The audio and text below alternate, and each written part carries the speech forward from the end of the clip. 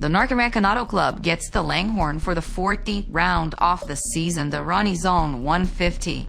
We start with the aftermath of the Empire State Road Race with the incident of Ronnie Samples and Tony Hart, which eliminated multiple cars and damaged several others on lap 10. And there was also another large incident on lap 79 when Mac Hanley lost his brakes. The officials called them all three into the hauler right after the race, and Samples and Hart were issued a warning for reckless driving so early, while Hanley was absolved by telemetry showing that his brakes indeed were being applied and not working. This is a surprising amount of restraint by the officials, as they have been far harsher in their actions earlier this year. Care to remember Carbondale? We'll see if this pattern holds. In other news, Connie Brooks has resigned to S2 Motorsports and will return to the 28 car. She was rumored to be in line for a full-time PCC Lights run, but her performance this year was just not enough, and she was rumored to take over the 99 with the impending sabbatical by Kelly Ashcroft. And with this, who will drive the car is still an open question. On a more unfortunate item, this will be the last race at Langhorne for a little while, as the track will go through multiple updates and modernizations in order to hold a better, safer race. In theory, by 2019, we might already have two Pennsylvania events again, as Poconos coming back to the series in 2018 as part of the Fay Legacy Cup.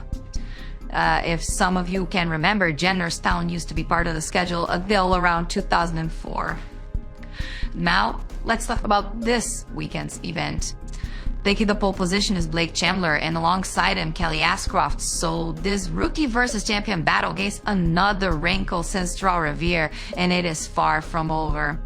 Thomas Tucker, Ashcroft's teammate, starts in third with Brett Finley, while Mac Hanley and Jamal Schmidt start in the third row. Rebecca Pellerin starts in seventh. That gives her a leg up on Lucy Barton in the battle for the championship, while Robert Burton, Lee Schmidt, and Joy Torkson close out top 10. 38 cars attempted this race, only 36 will start, so only Craig Butler and Dennis Seacombe will go home empty-handed. This event will be 150 laps long in this 1 mile circle. Due to the stress, tires are subjective here. We expect pit stops to occur around lap 40 to 45, though the tire fall off will be very noticeable early on in the race. We might see cars falling off pace, ride safe tires by lap 20-25. Temperatures are solid. Track temperatures a little warmer than usual, but nothing out of whack. There's a gentle breeze about and no chance of rain. Let's go trackside with Eric Burns. Blake Chandler leading the field to the green, and he has a great start over Ashcroft. And there you see Thomas Tucker does not have the best start at all. You can see on the background there, Mac Hanley getting pushed by Rebecca Pellerin, and Lee Schmidt already makes a move for the third position on Tucker. And as you can see, this has been a very good start for Chandler. Chandler just running away as Pellerin, Jamal Schmidt, and Lee Schmidt, those three drivers are impromptu teammates. For a while they were teammates, and they're working together trying to put the 9 behind them. As Hanley already hounding the 99, the 15 of Brett Finley had a good start. In the back of the field, there's the people that did not have a good start. David Lamar, Kip Lemon, Adam Patterson, and Jimmy Frazier.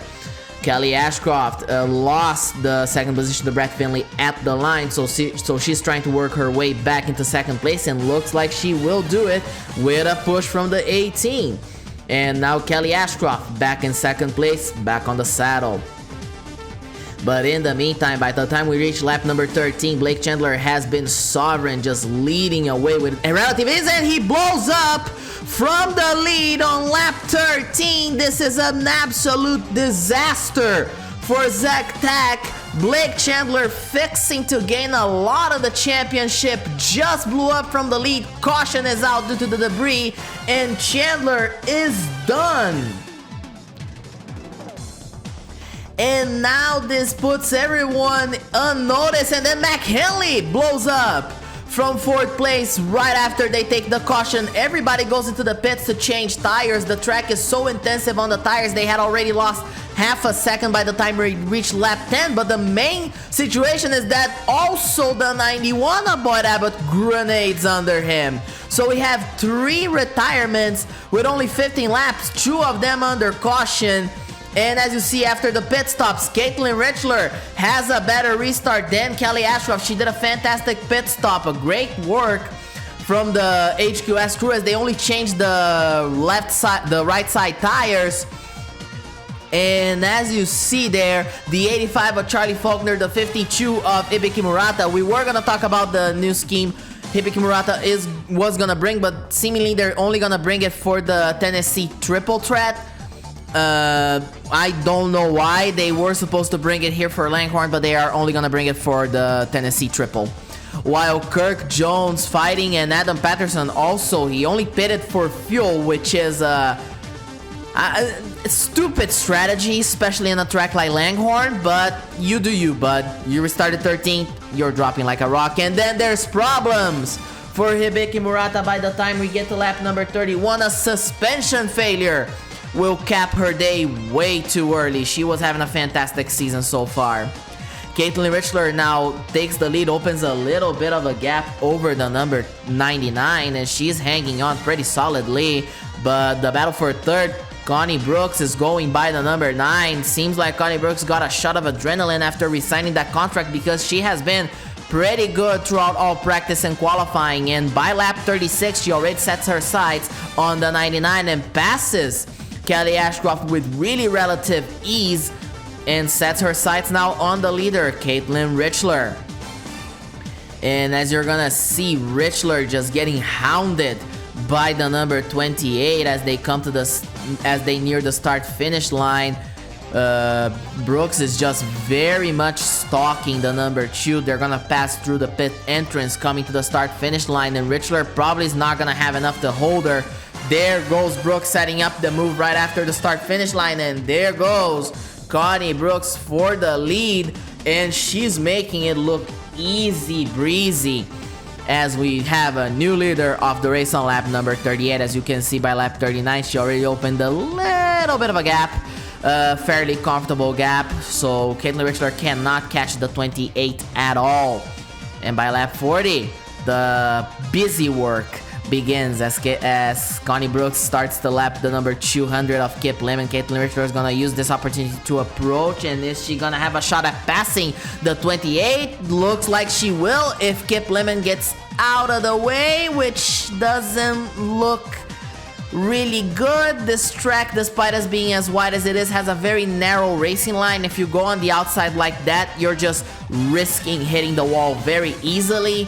So Caitlin Richler and Kelly Ashcroft are gonna work together to take the lead, while Riley McKee has a tire going down from 22nd place, and this is gonna change a lot for him. He's gonna lose a lap on the pits, but he has the prospect of recovering just on the grounds of starting a late run.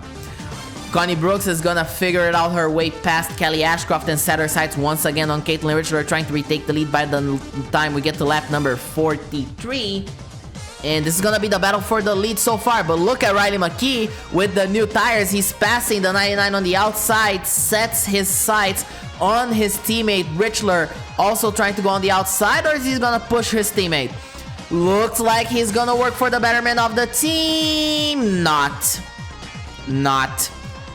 McKee's more interested in recovering his lap, and I cannot blame him as he goes on the inside of Brooks, and as we approach 1/3 of the race complete, and Riley McKee is back on the lead lap, passing the leaders. If he gets a caution sooner or later, this is gonna help him a lot. He's gonna be full on back on the lead lap as Rebecca Pellerin has fallen by the wayside, and she blows up right in front of Lucy Barton, almost causes a crash. And Lucy Barton must be smiling under that helmet because she just saw her biggest rival for this championship explode right in front of her. Rebecca Pellerin done for the day, barely a third into this race. And after we go past lap number 53, you can see how Connie Brooks opened a large gap over Kelly Ashcroft. At this point, it's over 5 seconds. And it's just, Connie Brooks is just making it look really easy. But there goes Caitlin Richler into the pits. She's gonna go for an undercut. This is an interesting proposition by the number 2, as Kirk Jones is also gonna take this pick, and he goes in on lap number 54 from 13th place. If this works out, they stand to gain a lot. As Corbin Dempsey still running in 7th place, and he blows up. He blows up. Jamal Schmidt almost hits him. Charlie Faulkner does not miss him. Strikes the rear end of the 81 when he was trying to go around him on the outside, and that's gonna be the second caution of the race. And that attempted undercut by Richler and Jones is not gonna work. They're gonna be stuck a couple of laps down, 1 lap down, as Charlie Faulkner, you go on board with him. Nothing he could have done. He had already committed to the outside by the time the 81 moved to avoid getting hit by Jamal Schmidt and Tammy Barton. Faulkner was already there. There was nothing Dempsey could do. There was nothing Faulkner could do. As you see, most of the field chooses to pit, and as you see, the ones that don't pit right there, they end up pitting again the lap after. So we are gonna have a bit of a change. I think the only drivers that aren't gonna pit are Richler and Jones. They're not gonna pit just because they had already pitted very shortly. And Connie Brooks comes in and comes out of the pits as the leader of the race. As you see, Caitlin Richler chooses to pit again. She's just gonna top it off. That removes her opportunity to take a wave around, but she's gonna have fresh tires and a full tank of gas. As you see, it's a double S2 lead on the front row as Connie Brooks leads away with Ollie Nolan right on her outside, and Brooks has a fantastic restart. Kelly Ashcroft still right behind her. Jamal Schmidt trying to get that 3rd position. Ashley Richardson running pretty well, restarting in the 5th position, and there you see Kirk Jones and Riley McKee jumped the restart. They're gonna have to take a little stroll down to pit road, stop, and go back again on track. And if they were already behind the 8 ball, now they're completely off their board. They're over. Their race is essentially over. They're gonna make up the numbers until the finish, unless we get a string of cautions. But the way Langhorne is, it looks like it's gonna be very hard for that to happen. As Connie Brooks continues to lead away, as you'll see, she's gonna come around the outside of the 22. Is she gonna pass him? Doesn't look like she will right away. As we approach the halfway point, Jamal Schmidt leads away with Richardson on the outside, Sandy O'Nolan in the middle, Pellerin directly behind him, and Kelly Ashcroft with Joey Thorson also right behind them in the top 5. They are all brawling to get that 2nd position, and look at Charlie Faulkner. Despite the little hit on the 81, the crew of the 85 just decided to take the entire front panel off, and they're running without the front panel, and seems like it's working. Charlie Faulkner on the modified finds himself in the 9th position, as Jamal Schmidt in 2nd place has caught the number 28. Brooks has not been able to go through the 22 of McKee, so it looks like McKee is not gonna fall a 3rd lap down, but Brooks now is under risk of losing the lead to Schmidt, and Schmidt is hungry. He looks pretty good, and there he goes on the inside as they open lap number 71, and there goes Schmidt on the inside. Is it gonna work? Looks like it will, and we got a new leader once again, Jamal Schmidt. And Jamal Schmidt's gonna run away with the lead. Lucy Barton has to go into the pits. There's damage on that, and Lucy Barton has an oil leak, and the 98 is also gonna be done for the day. So your championship top 2 are not gonna finish the race. While Riley McKee now still being very bothersome to the leaders. He's wedged right between the 55 and the 22, and the championship implications of these changes across the field is very important, because Schmidt needs to gain a lot of points on both Pellerin and Barton, and winning would help a lot. Ashley Richardson vying for the championship as a part-timer. If she wins this race, she's in the hunt. Same with Connie Brooks, though Connie Brooks is a full-timer. And you go together with Jamal Schmidt, as he's gonna find a gaggle of lapped cars by the time they get to lap number 83. This is gonna be messy, as he's right there to lap the number 48 of Jimmy Frazier, and there's not much he can do. Frazier has to concede. He will concede. There you see the HQS car of Emily Pauvin and the 14 of Adam Patterson, the 3 of Kira Downer. And it's just gonna be a very boresome approach for Jamal Schmidt, as you see Ashley Richardson catching the 55 just because he has to manage so many lap cars in so little time. The problem for Richardson though is she also has to manage those cars. So Schmidt's able to open a gap once again, but it's not gonna be easy and it's not gonna be fun when he finds the next gaggle of lapped cars. And there you see how Richardson has been boxed in by everyone around her, with Connie Brooks also boxed in. Thomas Tucker behind the 48 cannot go to the inside to make the pass. So this is gonna be a very poor run for a lot of these guys that could have passed Jamal Schmidt if they were right there. Caitlin Richler, despite it all, still running in 20th place. The undercut did not work, but she can still try to recover something, especially when we get the green flag pit cycles, but it's gonna take a little while if she has to have a shot. By lap number 95, you see the 55 going through, the 33 lapped car, 58, 9, and then the 28. So the gap for Jamal Schmidt has widened quite considerably as Charlie Faulkner on lap 103 goes to the pits. He's gonna try an undercut. He's the first taker.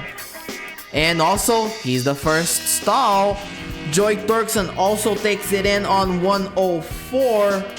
That's a mirror strategy, and on lap number 106, there goes the leaders. Most of the leaders come in, with the 55 coming in on lap 106. Right behind him, as you'll see, is also the 28 coming in. And other cars that came in were also the 15, the 99. As you see on the next clip, the 58 comes in the lap following on lap 107 with Thomas Tucker. So we're not straying way too much in terms of strategy. So when Jamal Schmidt comes back out, he's just gonna have a 4.8 second lead over Connie Brooks. However, there is a couple of interesting factors all around. You see Charlie Faulkner, the undercut worked. He's 5th.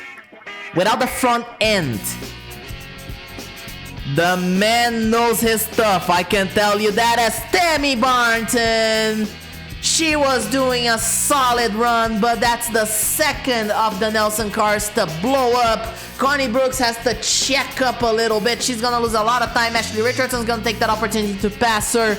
And Tammy Barton done for the afternoon, as Thomas Tucker has passed the 85 of Charlie Faulkner, and now he sets his sights on both the 58 and the 28. He's gonna try to pass them, as Richardson lost a lot of time. Brooks had to check up, so she also lost even more time, lost that second position as we approach the final 30 laps of this race.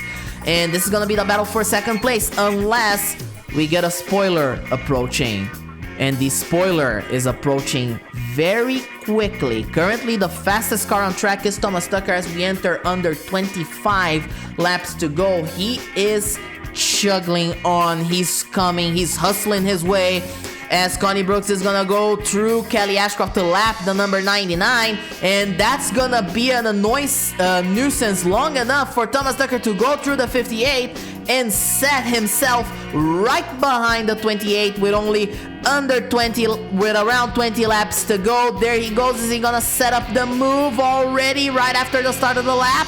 And there he goes. He makes it look easy. And Thomas Tucker now is your new second place, as Jamal Schmidt, with only 13 laps to go, is trying to hang on, but the fastest car on track is the number 9. He saved his tires until the crucial moment. Jamal Schmidt is a few tenths slower than him. The last lap for Jamal Schmidt was a 25.6. The last lap for Tucker was a 24.9. So Tucker is at least 6-7 tenths faster than Schmidt, and as you can see how he closes in as you ride together with the 9. He is all over the 55, and Tucker is hungry for a win. He has hit the post so many times, not only this season, but last year when he debuted for Ashcroft Family Racing. He just couldn't close it in. His teammate Callie was champion. He couldn't do it, but here he comes on the inside of Jamal Schmidt with only 10 laps to go, and Thomas Tucker once again making it look easy breezy for the lead.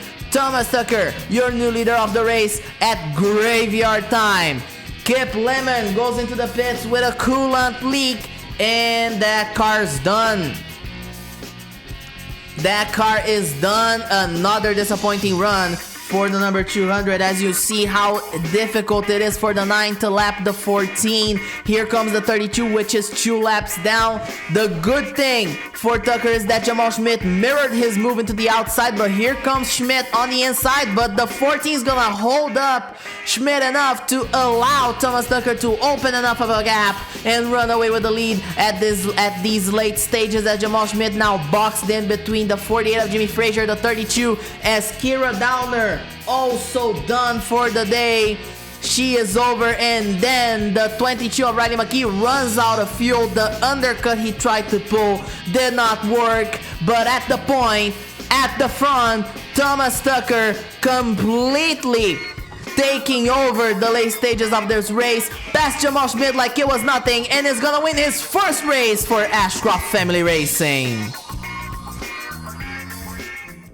It couldn't have been a better result for Thomas Tucker. He takes a very important win. Jamal Schmidt hits the post and will finish second, while Ashley Richardson, another fantastic run by the 58 team. Connie Brooks ensures that fourth position after getting confirmed to drive the 28 again. Peter Johnson, a fantastic run for the 69 crew. They must be extremely happy.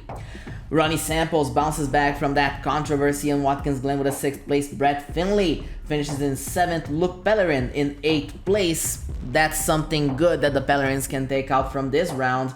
Robert Burton, 9th place after benefiting from the lifeline, while Ollie Sandale Nolan closes the top 10.